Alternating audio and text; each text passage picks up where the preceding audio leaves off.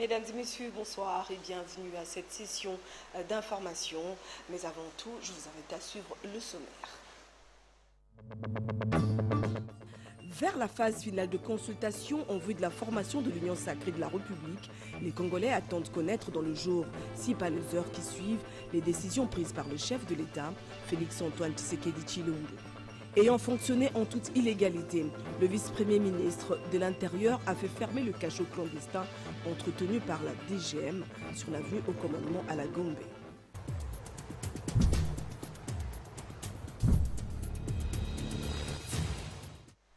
Une fois de plus, mesdames et messieurs, bonsoir et bienvenue à cette session d'information qui nous amène en province, plus précisément à Tchikapa. Dans le cadre de sa mission officielle, le VPM des ITP a inspecté la voirie de cette ville-province du Kasaï.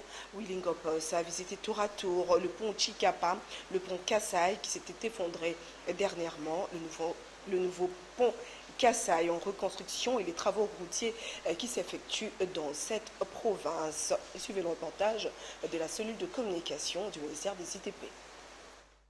La deuxième partie de la mission du vice-premier ministre, ministre des Infrastructures et Travaux publics, l'a conduit à Tchikapa dans la province du Kasaï. Le cortège de Willingopos Sunzel a parcouru la RN1 depuis Kikwit, question d'inspecter cette route nationale. À son arrivée au pont Luangue, le patron des ITP a été accueilli par le vice-gouverneur et le ministre provincial des Infrastructures, ainsi que d'autres autorités politico-administratives et la population. Le projet d'aménagement de la route Bachamba-Tchikapa, section Pont-Lovois-Tchikapa, a aussi intéressé Willingopos Sunzel. Un nouveau pont est d'ailleurs en construction à Tchikapa dans le cadre de ce même projet. Le pont Tchikapa a été la première étape de sa visite. Ensuite, le vieux pont Kasaï jeté sur la rivière Kasaï qui s'est effondré le 23 octobre dernier. Willingopos a annoncé la bonne nouvelle. C'est un pont qui impérativement doit être réhabilité. Mais malheureusement, le constat fait sur place, c'est un très vieux pont que nous ne pourrons plus continuer à les rafistoler et tout. Il faut carrément passer à un nouveau pont. Mais l'essentiel, c'est que nous nous engageons déjà à rétablir le trafic par un bac, en attendant évidemment qu'il y ait une solution définitive pour lancer un nouveau pont sur cet endroit. Bravant la peur, le VPM des ITP a pris, comme sont obligés de le faire depuis un certain temps les riverains, une pirogue pour traverser la rivière Kasaï. Willingopos inspecte la nationale numéro 1, section Tchikapa-Kamwisha, longue de 87 km. Ces travaux, dont la cellule des infrastructures est le maître d'ouvrage, délégué avec l'office de route comme maître d'œuvre, sont financés par le Fonds africain de développement. Tout s'est fait sous la supervision du Bureau technique de contrôle BTC. Tel un pèlerin infatigable, le VPM des ITP a parcouru cette route qui devra à la longue relier les provinces du Kasaï, Kasaï oriental, Kasaï central et le Grand Katanga. Aussitôt qu'on a commencé à rouler, j'ai vu que la route est bien faite et là je suis satisfait. C'est une zone économique importante. Nous allons demander à Foner de mettre le péage ici. Déjà qu'une route elle est bien faite, mais il faut l'entretenir. Et pour l'entretenir, il faut qu'il y ait des ressources. Nous allons commencer à mettre des côtés déjà. Aussitôt que le pont est lancé, nous allons commencer à mettre un péage moderne. À Tchikapa, le patron des infrastructures avait aussi prêté une attention particulière sur la voirie de la ville en plein aménagement par l'OVD. Au-delà des grandes artères, Willingopos est entré à l'intérieur de quartiers menacés par plusieurs érosions qui ont déjà causé beaucoup de dégâts. N'eût été l'intervention de l'Office de voirie et drainage, une bonne partie de Tchikapa ferait aujourd'hui partie des oubliettes. Revenons à Kinshasa où Jean-Téné Ngobila, gouverneur de cette ville-province, a rendu un dernier hommage à Syndicat de Kolo, coordonnateur du mouvement citoyen congolais Debout, mort il y a peu à Dubaï à cause d'une plongée sous-marine. C'était au musée national où étaient organisées plutôt les obsèques de ce digne fils du pays que l'autorité urbaine a déposé sa gerbe de fleurs. Sylvain Kapombo-Sengele. Les obsèques des syndicats d'Okolo, cet homme d'affaires congolais, spécialisé dans la collection des œuvres d'art et époux de la fille aînée de l'ancien président angolais Dos Santos, étaient organisées à travers plusieurs villes du monde. À Kinshasa, la capitale, la cérémonie funèbre a eu lieu au Musée national, où plusieurs personnalités du monde politique et d'affaires ont tenu à rendre un dernier hommage à l'illustre disparu. Parmi elles, Jean-Tini Ngobilambaka, gouverneur de la ville-province de Kinshasa. En sa présence, l'assistance a suivi avec attention la retransmission en direct depuis Londres de la messe organisée à cet effet où la famille biologique, amis et connaissances sont allés se recueillir devant la dépouille mortelle des syndicats d'Okolo. Après le dépôt de sa gerbe de fleurs, l'autorité urbaine a écrit un message dans le registre funèbre. Question pour lui de garder une pensée pieuse à celui qu'il a connu depuis son jeune âge. Les mots ne suffisent pas, les mots n'y pourront plus rien, tant la perte est immense, la perte est incommensurable. Mais j'aimerais dire ici que ceux que nous aimons vraiment, ceux que nous aimons réellement, ne peuvent jamais tout à fait disparaître. Syndicat, je l'ai connu tout petit, dans la maison de ses parents. Sa perte pour moi me laisse un souvenir amer. Il faut rappeler que Syndicat d'Okolo, coordonnateur du mouvement citoyen congolais Debout, était décédé le 29 octobre 2020 à Dubaï lors d'une plongée sous-marine. Et je vous le disais dans le sommaire, le vice-premier ministre en charge de l'Intérieur, Sécurité et Affaires coutumières a effectué ce jeudi 19 novembre une visite d'inspection dans les cachots clandestins de la DGM à Gombe. Aussitôt imprégné de la situation sur place, Gilbert Kankonde a ordonné la fermeture immédiate de ce lieu de détention. Patricia Molegombo-Lekouni et Hugues Sanguilaï. Dans la droite ligne de la promesse du président de la République, Félix-Antoine Tshisekedi Tshilombo, le vice-premier ministre, ministre de l'Intérieur, Sécurité et Affaires coutumières, Gilbert Kankonde, a ordonné la fermeture immédiate d'un cachot entretenu par la Direction générale de migration. Il est allé lui-même sur place pour une visite d'inspection le jeudi 19 novembre 2020. Pour lui, ce cachot clandestin géré par les responsables de la DGM a infligé un traitement inhumain aux nombreux détenus et cela pendant de longs mois, d'où la décision de sa fermeture immédiate. Le vice-premier ministre de l'Intérieur, Sécurité et Affaires coutumières, Gilbert Kankonde, a dénoncé le fait que le chantier abandonné de la DGM sur l'avenue Haut Commandement à la Gombe a été transformé en cachot secret pour détenir les pensionnaires en général étrangers. Pour ce membre du gouvernement, la détention de ces expatriés en lieu secret viole la décision du chef de l'État, Félix-Antoine Tshisekedi, qui avait ordonné la fermeture de cachots clandestins lors de son discours d'investiture le 24 janvier 2019. Visiblement dans le regret, le vice-premier ministre Gilbert Kankonde a relevé que les personnes ont été détenues dans des conditions inhumaines et cela depuis 9 mois sans être entendues par quelconque juge d'une certaine juridiction de la République. Face à ces irrégularités et violations de droits de ces sujets expatriés congolais retrouvés dans ce lieu clandestin, le vice-premier ministre de l'Intérieur et Sécurité et Affaires coutumières Gilbert Kankonde a réconforté ces détenus, puis a surtout ordonné la fermeture de ce lieu de détention illégale. Dans le même registre, la haute cour militaire qui juge au premier degré l'appel d'appel le commissaire supérieur adjoint Ungala Mukalai, prévenu de non-assistance à personne en danger, a accordé jeudi 19 novembre 2020 la liberté provisoire à l'appelant, décision prise à travers un arrêt avant dire droit. Sylvain Kapobobo Sengele.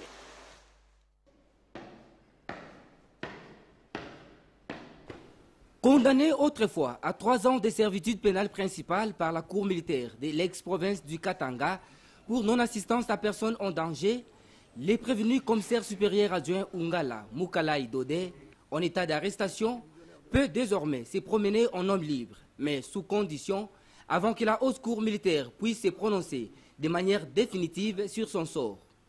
La haute juridiction militaire a, à l'audience de ce jeudi 19 novembre 2020, accéder à la demande de la défense du prévenu, tendant à obtenir d'elle la mise en liberté provisoire de son client.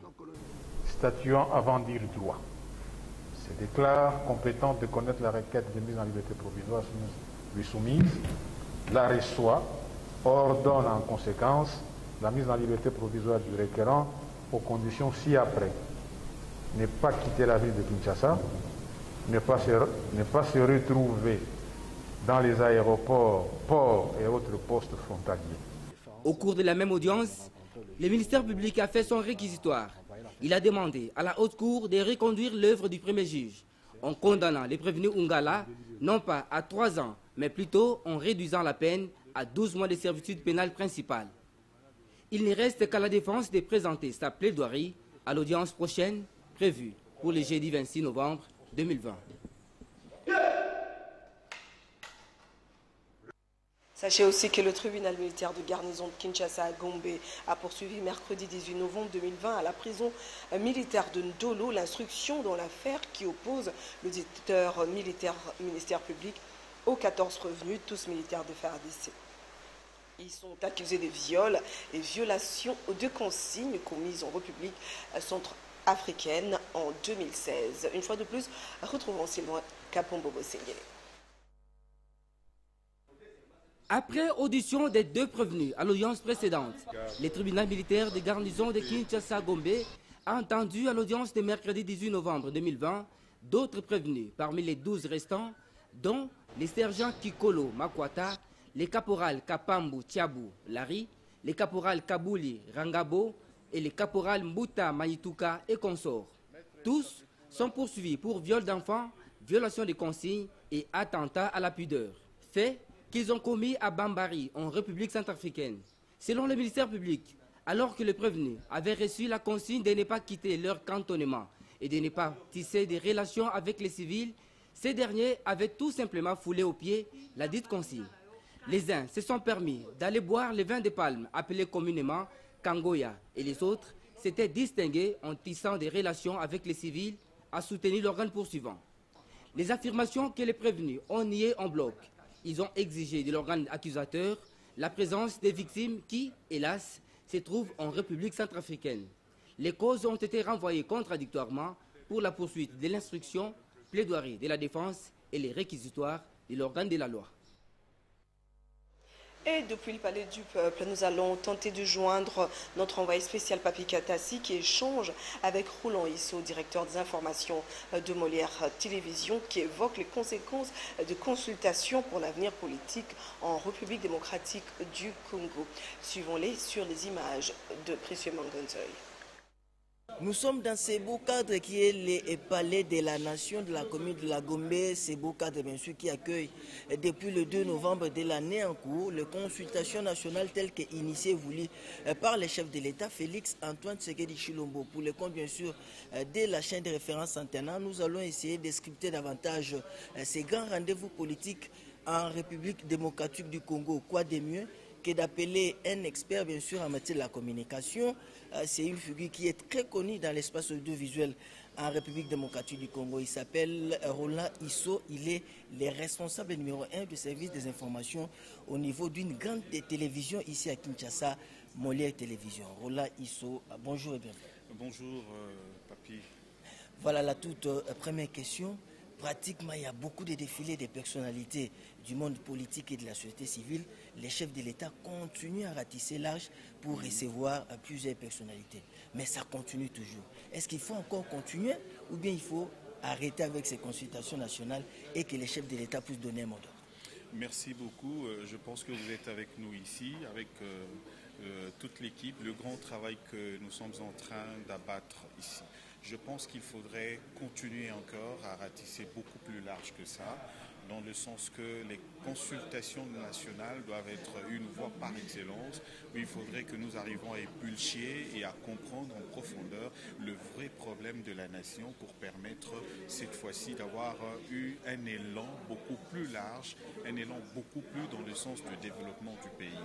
Et dans le contexte politique de notre pays, l'histoire est aussi négative que ça. Autant de consultations, autant de rendez-vous, mais ces rendez-vous ont toujours, pour la plupart des cas, accouché d'une souris. Ou soit, ce sont des négociations proximatives qui aboutissent très souvent à la mise en place d'un gouvernement pour les intérêts personnels du pays. Justement, Roland Isso, vous connaissez la classe politique en République du Congo. Il y a eu beaucoup de personnalités du monde politique et de la société civile qui ont franchi pratiquement les perrons ici pour aller juste au niveau du bureau présidentiel pour être reçus. Mais il y a aussi une catégorie de la classe politique qui n'a pas été reçue, notamment les Fonds communs pour le Congo et une frange de la coalition politique Lamuka. Est-ce que n'est-ce pas là une entorse par rapport à ces consultations nationales? Le revers est aussi vrai, dans le sens que tous ont reçu les invitations de services organisateurs de ces consultations au niveau de la présidence de la République.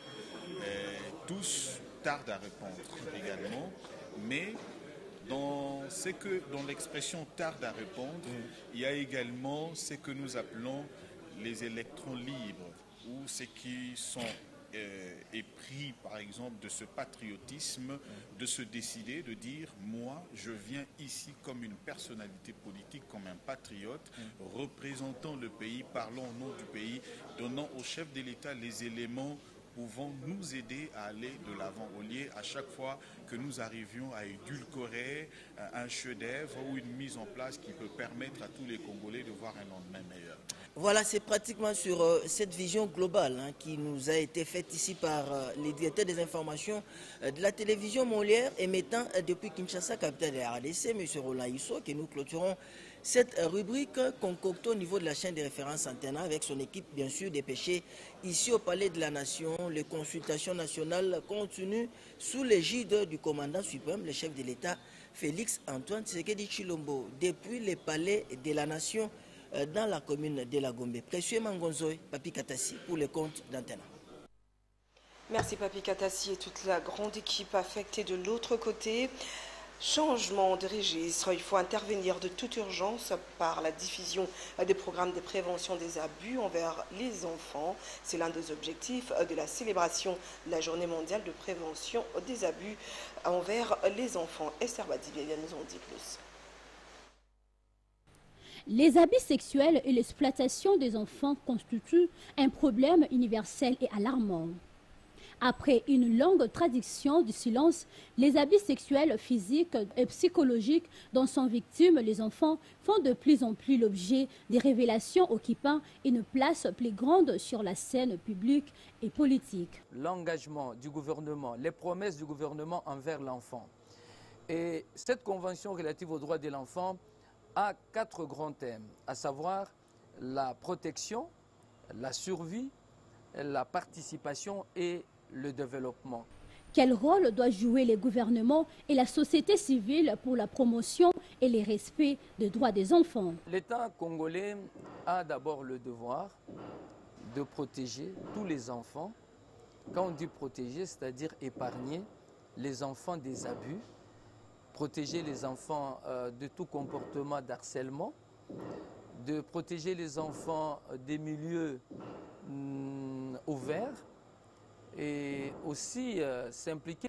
Il faut signaler que, malgré le nombreux acquis réalisés au profit de l'enfant au cours de ces dernières années, les droits des enfants continuent de subir des atteintes dans les nombreuses régions avec la persistance de l'exploitation économique des enfants et tous les préjudices physiques, psychologiques et sociaux qui en découlent.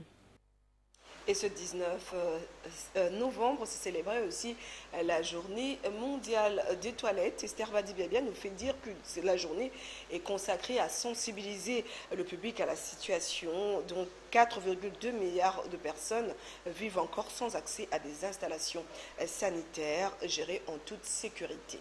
Suivez. L'assainissement durable et le changement climatique, tel est le thème de la Journée mondiale de la toilette, célébrée le 19 novembre de chaque année. Les changements climatiques s'aggravent, les inondations, la sécheresse ou l'élévation du niveau de la mer représentent des menaces pour les systèmes d'assainissement de toilettes aux fosses septiques en passant par les usines de traitement. Alors que chaque personne doit avoir accès à un assainissement durable, ainsi qu'à l'eau potable et à des installations de lavage de mains afin de protéger et maintenir La sécurité sanitaire de tous est contribuée à freiner la propagation de maladies infectieuses mortelles telles que la Covid-19, le choléra et la typhoïde. Actuellement, 4,2 milliards de personnes vivent sans accès à des installations sanitaires, soit plus de la moitié de la population mondiale. 400% de la population vit sans installation de base à la maison pour se laver les mains avec du savon et de l'eau. 297 000 enfants de moins de 5 ans meurent chaque année de diarrhée pour avoir bu de l'eau insalubre par manque de services d'assainissement ou d'hygiène de main. 80% des eaux usées générées par la société retournent dans l'écosystème sans être traitées ni réutilisées. À Kinshasa, plus de 8 foyers utilisent une seule toilette qui ne remplissent pas les conditions hygiéniques. Pour rappel, cette journée a pour but de sensibiliser le public à la situation des 4,2 milliards de personnes qui vivent encore sans accès à des installations sanitaires gérées en toute sécurité. Actualité vue par les autres. Esther Badiviabi a tendu son micro à Richard Ngapi, directeur du journal Le Potentiel. Selon lui, l'actualité est toujours dominée par les consultations nationales initiées par le chef de l'État. Suivez.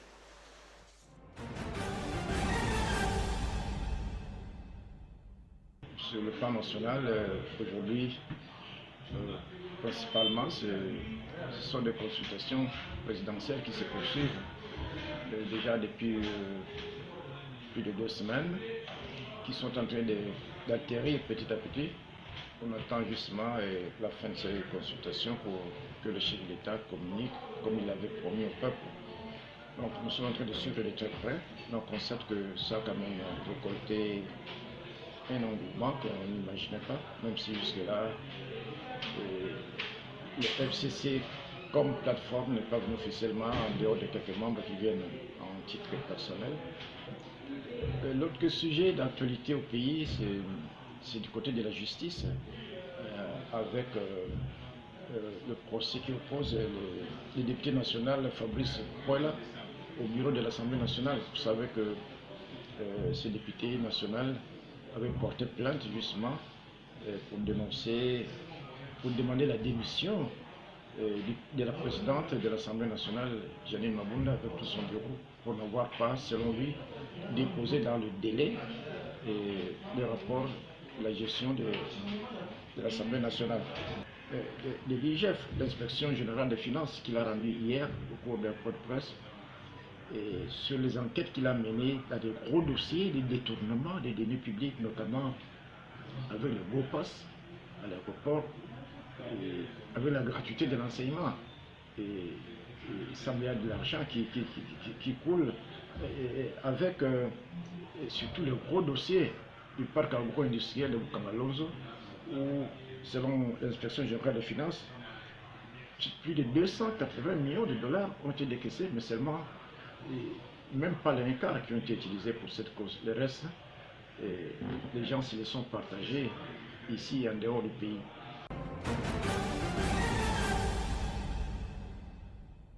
Sport. À présent dans ce journal, la Coupe du Congo de basketball se poursuit au stadium de Martyr et au terrain de Kaouka en respectant les gestes barrières pour lutter contre la Covid-19. Pour sa part, le basket club New Génération a marché littéralement sur le BCBJ qui sont tout par 109-19 et chez les dames, Senses a battu Radi sur le score de 81 à 35 plutôt. Revivons les temps forts de ces matchs avec Ndaïla Mbouchi. Le basket club Mazembe a administré une leçon au basket club Manika sur la marque de 70 à 20. Dans la version masculine, le mercredi au terrain de Kaouka pour le compte de la 37e édition de la Coupe du Congo de basketball. Les autres résultats de cette compétition nationale se présentent de la manière suivante. Le basket club Espoir Foucache a corrigé le basket club Lupopo 81-53. Le basket club SCTP Matadi a battu Okapi de Kindu au forfait 20-0. Chez les dames, le basket club Vita a subi une défaite devant le basket club Arc-en-Ciel 35-57. Dans un derby louchois au Stadium de Martyrs, le basket club Makomeno, tenant du titre, s'est imposé face au basket club Radi 48-40. Les matelots de STP Kinshasa a perdu de justesse devant Vita Club de Lubumbashi 65-66. Cette compétition de la Fédération congolaise de basketball se poursuit au Stadium de Martyrs et au terrain de Kaouka. Aux amoureux de la balle au panier de faire un déplacement pour encourager les athlètes. À présent, je vous invite à suivre l'actualité africaine en condensé avec nos confrères de la Voix de l'Amérique.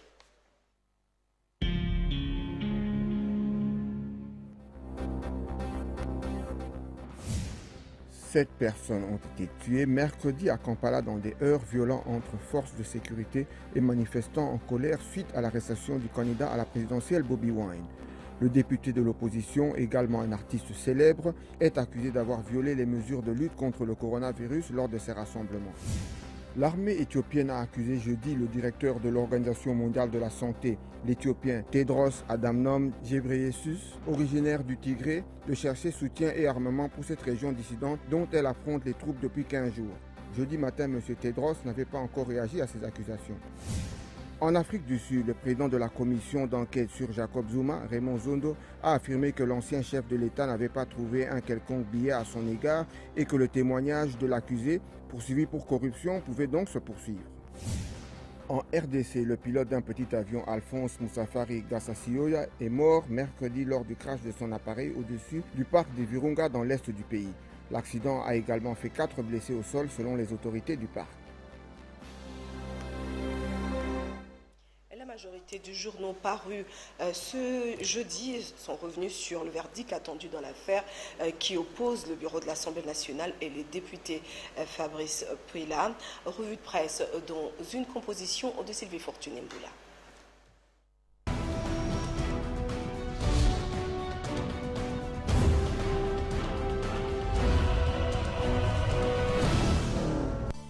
Bienvenue à cette revue de presse.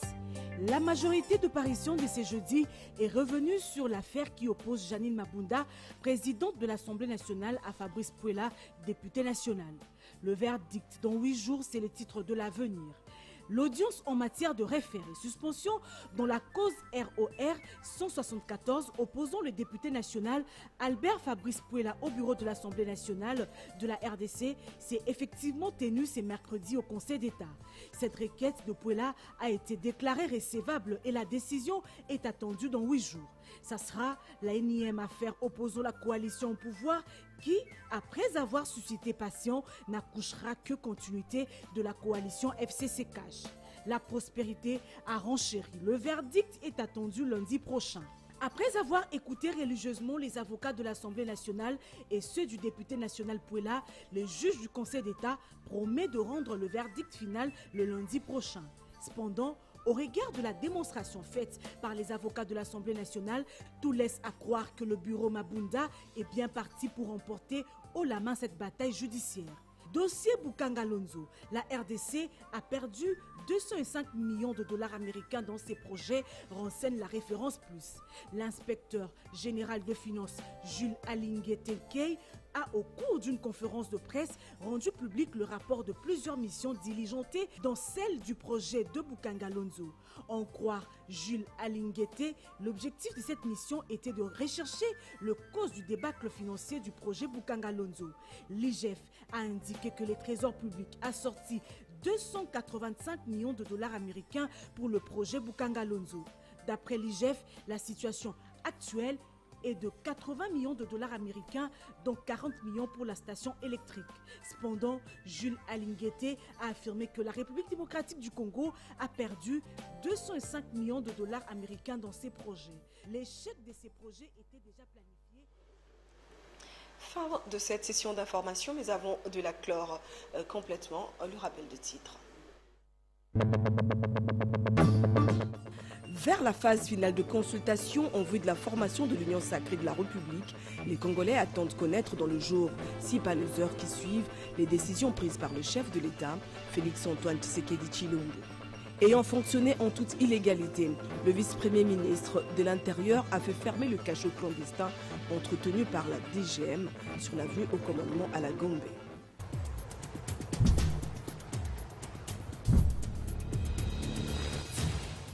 Et c'est par ici que nous mettons un terme final à ce journal. Merci à vous de l'avoir suivi et bonsoir chez vous.